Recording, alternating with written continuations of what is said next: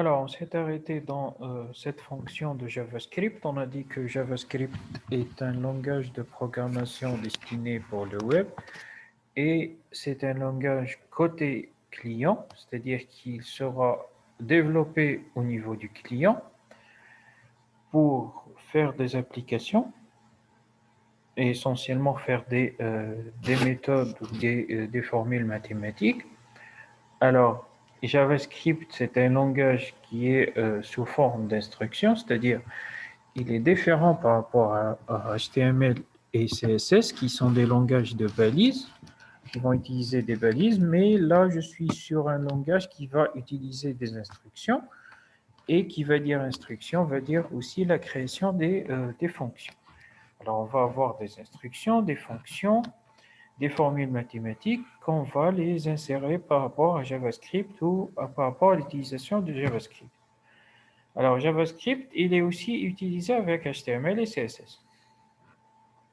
C'est-à-dire que à chaque fois que je vais faire du JavaScript, je vais l'associer à HTML et CSS qui va nous aider à compléter le manque en matière de formalisme mathématique d'HTML et CSS par JavaScript où je vais faire des exécutions par rapport à ce que j'ai.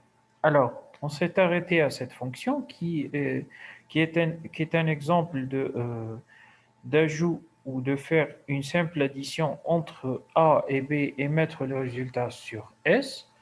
Et là, vous allez remarquer que je suis sur une création d'une fonction d'un côté. Ça, c'est la création de la fonction d'un côté. Et de l'autre côté, j'ai la fonction ou ma fonction qui sera appelée par un événement par la suite. Parce que on a vu que, il y a des façons ou des méthodes pour faire l'insertion de JavaScript. Il y a trois méthodes, soit sur un fichier séparé, soit en utilisant le base script, et soit en utilisant des événements. On va y revenir sur ces événements, mais là, vous allez trouver que on a un événement qui est, par exemple, l'événement onClick. Alors, onClick, c'est un événement, c'est lorsque je vais cliquer sur le bouton qui a été créé par le HTML, on va exécuter la fonction de calcul ou de calculer. C'est-à-dire, dès que je vais cliquer sur le bouton, je vais avoir l'événement qui va déclencher. Et l'événement, dans notre cas, c'est le calcul de A plus B et le mettre dans C.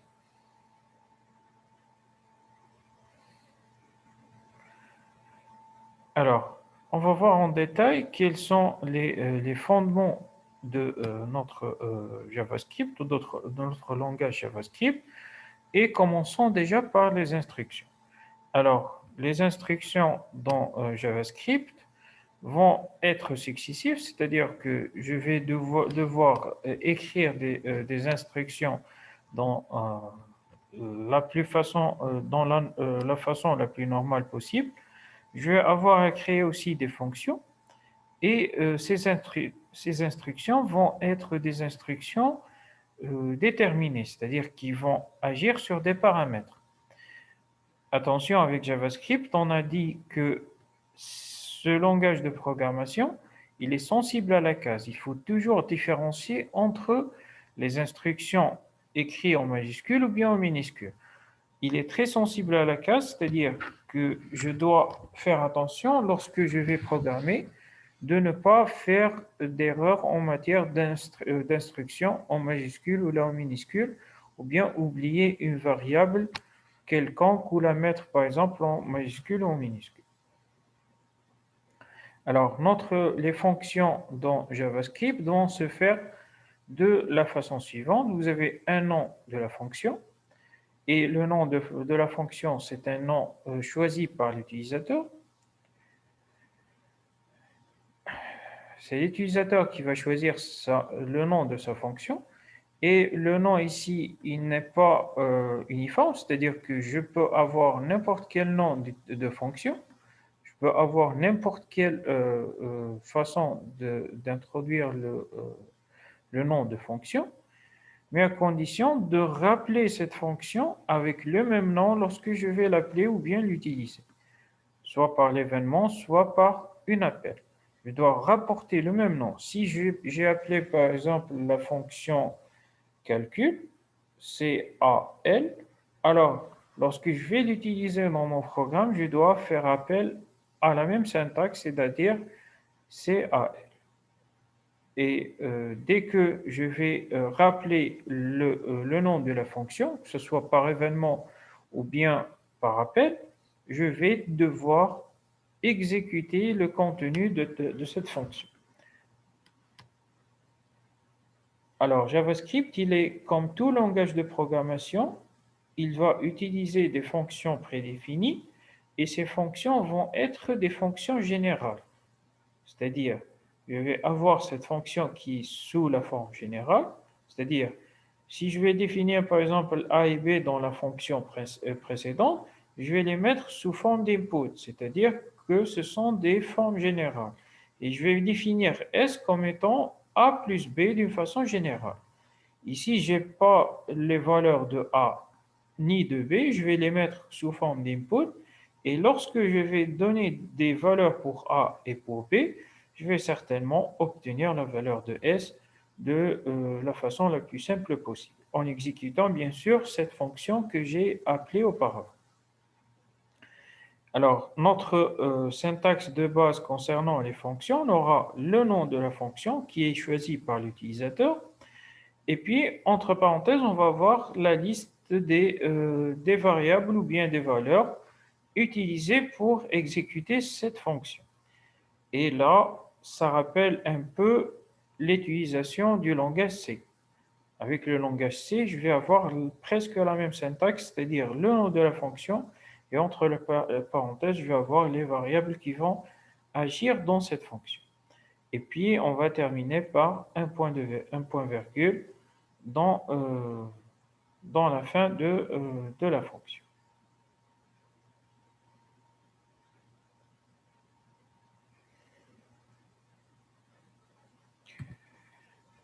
Alors, voici des exemples. Alors, voici un exemple concernant l'affichage, par exemple des instructions d'affichage. Et là, vous allez découvrir qu'il y a des fonctions déjà prédéfinies, comme par exemple document.write. Ici, je suis sur une fonction prédéfinie de JavaScript qui va m'afficher ce message d'une façon très simple. Alors, je peux aussi créer des fonctions avec toujours la syntaxe qu'on a énoncée. Alors, la syntaxe, c'est que je vais avoir le nom de la fonction. Bon, je vais toujours commencer par le mot function pour indiquer que je vais créer une fonction. Là, j'ai créé une fonction qui est la fonction moyenne. Je l'ai appelée moyenne. Et puis, vous avez ici le nom de la fonction. Et entre parenthèses, vous avez les paramètres qui vont agir dans cette fonction. C'est-à-dire, quels sont les inputs que je vais mettre dans cette fonction. Alors, je vais faire mon accolade. Je vais ouvrir mon accolade. Et je vais mettre la façon ou comment je vais exécuter cette fonction. Alors, return A plus B sur 2, point virgule, et je ferme mon accolade. C'est-à-dire que cette fonction, lorsque je vais l'utiliser, elle va nous permettre de faire l'addition de A plus B sur 2. Vous allez remarquer que je suis aussi sur une fonction générale, c'est-à-dire A et B ne sont pas donnés, mais ils sont d'ordre général, ou les variables ici sont d'ordre général, et c'est à nous de définir ou de mettre A et B sous forme d'input par la suite. Alors, j'ai fini avec ma fonction, je vais passer à l'utilisation de ma fonction, et lorsque je vais utiliser ma fonction, je vais faire appel à cette fonction. Et faire appel à cette fonction, soit en faisant référence à son nom. Et là, vous avez document.write. Document.write, c'est une instruction qui va m'afficher. Et entre parenthèses, j'ai un message. Ça, c'est entre deux accolades. Ça, c'est le message à faire. Par exemple, la moyenne de 34 et 55 et là, je vais appeler ma fonction avec son nom. Et comme il a été indiqué le nom, c'est-à-dire moyenne ici, je vais le rapporter ici. Si je vais faire une erreur, par exemple, écrire moyenne M-O-Y-E, par exemple, 2N-E, je vais avoir une erreur. C'est-à-dire la fonction ne va pas s'exécuter. Parce que JavaScript, il est sensible à la case. Il différencie entre le majuscule et le minuscule. Et là, je n'aurai pas à faire à exécuter ma fonction de la façon la plus normale possible. Alors là, c'est le message à faire. Et là, c'est l'appel de la fonction en utilisant son nom. Et bien sûr, en remplaçant les paramètres de base qui sont A et B par des valeurs. Et là, c'est 34,55. Alors, qu'est-ce que je vais avoir comme résultat par rapport à cette instruction? Je vais avoir ce message qui va défiler, la moyenne de 34 et 55 et une valeur. Je vais calculer la valeur. Et la valeur, comment je vais la calculer? C'est selon cette formule. C'est 34 plus 55 sur 2. Et je vais avoir le résultat qui sera directement rapporté ici, côte à côte, par rapport au message.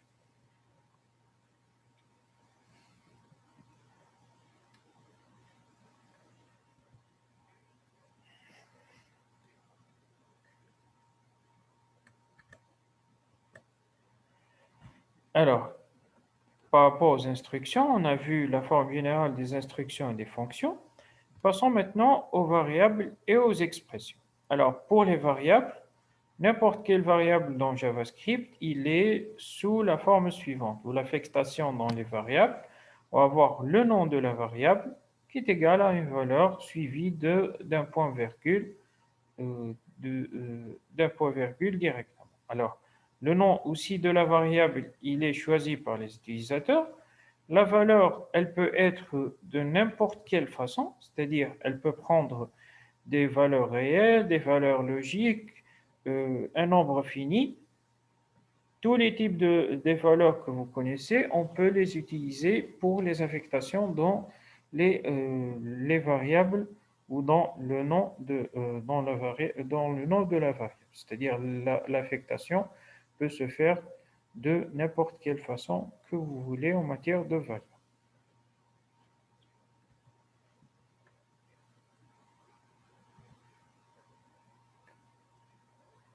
Alors, vous avez ici des exemples. Là, c'est une affectation d'un nombre en entier, a qui est égal à 14. B qui est égal à 137,6, c'est un nombre avec virgule flottant. Ma variable qui est égale à un texte, une chaîne de caractères.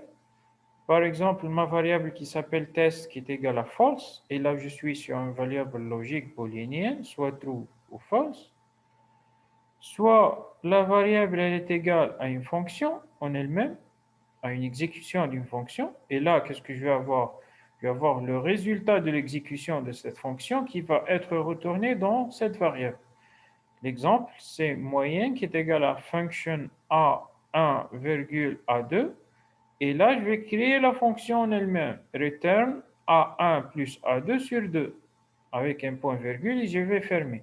Alors, à chaque fois que je vais donner des valeurs pour A1 et A2, je peux récupérer la variable moyenne qui va recevoir la somme des deux c'est-à-dire la moyenne de ces deux valeurs A1 et A2.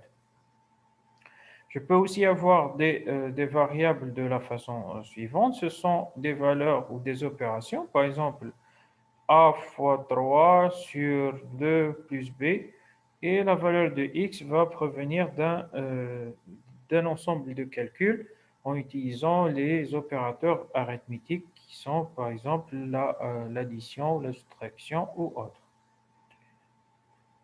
Alors, en résumé, avec les variables, je peux avoir énormément de variables en JavaScript et je peux les attribuer de n'importe quelle façon ou affecter directement à cette variable n'importe quelle façon, même affecter une fonction entière. C'est-à-dire définir une fonction qui va converger vers la variable en elle-même ou le résultat de l'exécution de la fonction va converger vers la variable en elle. Alors, concernant les opérateurs dans JavaScript, on peut utiliser tous les opérateurs qu'on connaît, les opérations, par exemple, arithmétiques, tous les opérateurs arithmétiques, l'addition, la soustraction, la multiplication, la division, tout ce qui est en matière de reste de division ou bien l'opération modulo, les opérateurs booléens, le et, le ou, le non, ils sont disponibles dans JavaScript. Les opérateurs binaires, par exemple bit à bit et ou le ou exclusif, le non, le XOR, tous les opérateurs que vous connaissez en matière de logique binaire ou bien boolénienne sont disponibles dans JavaScript. Alors, l'incrémentation et la décrémentation, ils sont aussi valables.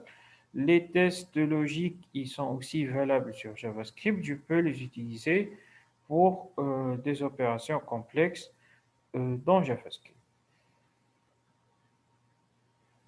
Alors, on a défini les fonctions, les instructions, les types de fonctions, la façon de faire les instructions, les opérations qui sont sur JavaScript et on va passer maintenant aux constantes. Comment on va définir les constantes dans JavaScript? Alors, les constantes, on va les faire d'un mélange entre JavaScript et aussi en HTML. Les constantes, je peux les utiliser sous forme d'input dans JavaScript, dans HTML, pardon, ou je peux les utiliser de la forme suivante. Vous avez input type, par exemple, button, value, bonjour, et en clic, vous allez avoir le message qui va s'afficher. Alors, là, la fonction, elle est sous forme d'input, c'est-à-dire lorsque je vais cliquer sur le bouton, je vais avoir une constante qui est bonjour qui va s'afficher. La constante ici, c'est une chaîne de caractères. Mais je peux avoir d'autres significations pour la définition des constantes. Je peux faire directement une affectation du nom de variable qui est égal à la constante et je peux affecter de la façon la plus normale possible les constantes à une variable prédéfinie. On rappelle que le nom de la variable, il est choisi par l'utilisateur. Alors, je peux aussi avoir des chaînes de caractères dans JavaScript, comme on l'a déjà évoqué dans les variables.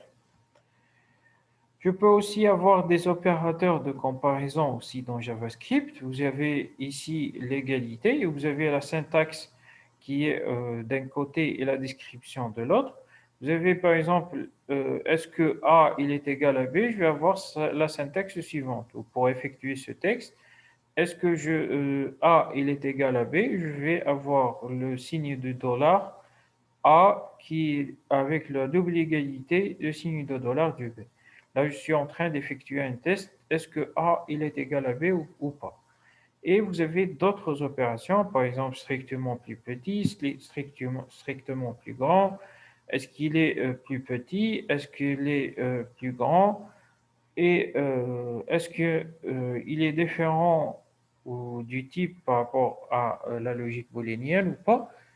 Bref, je peux avoir énormément de tests, je peux avoir tous les paramètres ou tous les opérateurs de comparaison, tous les opérateurs mathématiques qui sont présents dans JavaScript. Je peux les utiliser à tout moment, mais à condition de suivre la syntaxe de base de ces descripteurs. Alors, on arrive à un élément très essentiel dans JavaScript qui est l'utilisation des conditions. Parce que JavaScript, c'est un langage complet qui va aussi nous parvenir à utiliser les conditions, c'est-à-dire être en conditionnel, et là je vais utiliser la fonction if, Et on va y terminer sur cette condition. Et par la suite, on va voir que JavaScript va nous permettre aussi d'avoir la possibilité de faire aussi des boucles en utilisant la boucle for par exemple ou la boucle while qui va nous permettre de faire une répétition d'un ensemble d'opérations. Et c'est très utile lorsque on va faire de la programmation de faire ces boucles-là parce qu'ils sont très essentiels pour répéter une opération ou effectuer une condition bien précise. Alors, si je suis sur le conditionnel, on va utiliser la boucle if ou bien la condition if-else.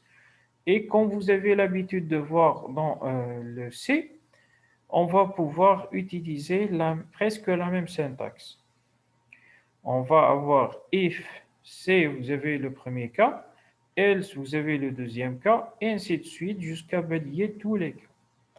Alors, on doit suivre cette syntaxe de base pour effectuer cette condition et sans avoir d'erreur dans notre programme. On va avoir à citer tous les cas ou toutes les conditions en utilisant cette condition qui est if et ça va nous permettre d'avoir plusieurs cas et de basculer entre les cas d'une façon très performante. Alors, vous avez ici un exemple.